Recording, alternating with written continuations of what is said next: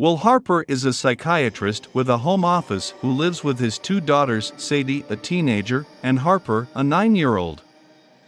They are all traumatized by their mother's death in a car accident. A lady psychiatrist, Dr. Weller, is treating the kids, but Will doesn't take part. One day, the disheveled man named Lester Billings shows up at Will's office and asks for a session.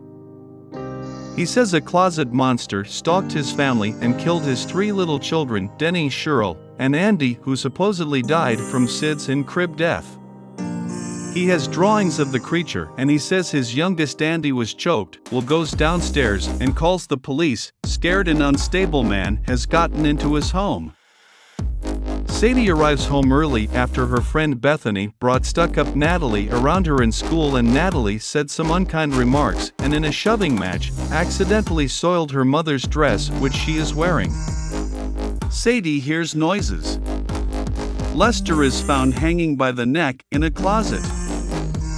Sawyer arrives home from school as ambulance takes his body away, but now the boogeyman is stalking Will's family.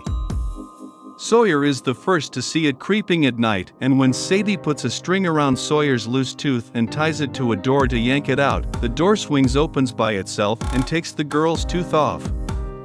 Sadie is allowed to have a slumber party, and she and her friends smoke a little marijuana. Then Sadie gets sick and spits up the string and Sawyer's tooth. The girls have a morbid curiosity to see the closet where Lester hung himself, so she shows it to them in her father's study. Then she gets trapped in the room and sees the boogeyman leaping out of the closet, a dark, monstrous, half-human, half-insect-looking thing. She manages to get out of the room and accuses her friends of locking her in, but the girls claim the door wouldn't open. Natalie makes another tactless remark, and Sadie hits her. Natalie says nobody likes her, but Bethany and all the girls leave. Sadie now knows Sawyer did see something before.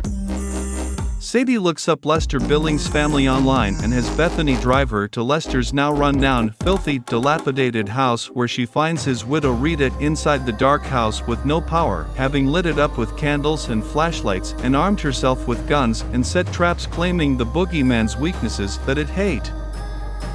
Light. She says the boogeyman is behind Sadie and shoots at it. Sadie flees and has Bethany drive her out of there. When the attacks at her home get more frequent and Sawyer is thrown into the wall and has to be taken to the hospital, Sadie knows they're under attack. Her father thinks Sawyer is manifesting this in her mind because they haven't dealt with their mother's death. Rita calls Sadie and asks her to come back to the house. Then she takes her prisoner to use her as bait in order to trap the boogeyman. The boogeyman trips over one of Rita's traps and she shoots at it and flashes the light.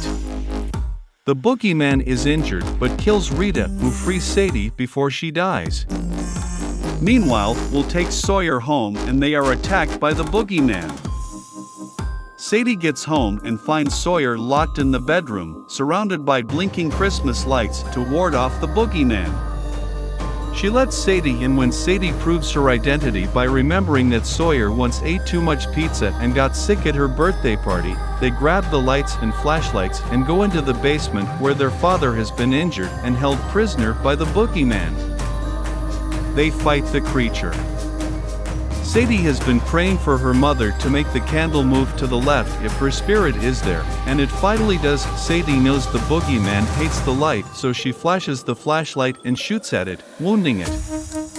She knows it can be hurt because Rita wounded it back in the house, but the flashlight battery goes out. However, with Sawyer's help, Sadie finds gasoline cans and a flamethrower from the basement and manages to burn the thing to a crisp.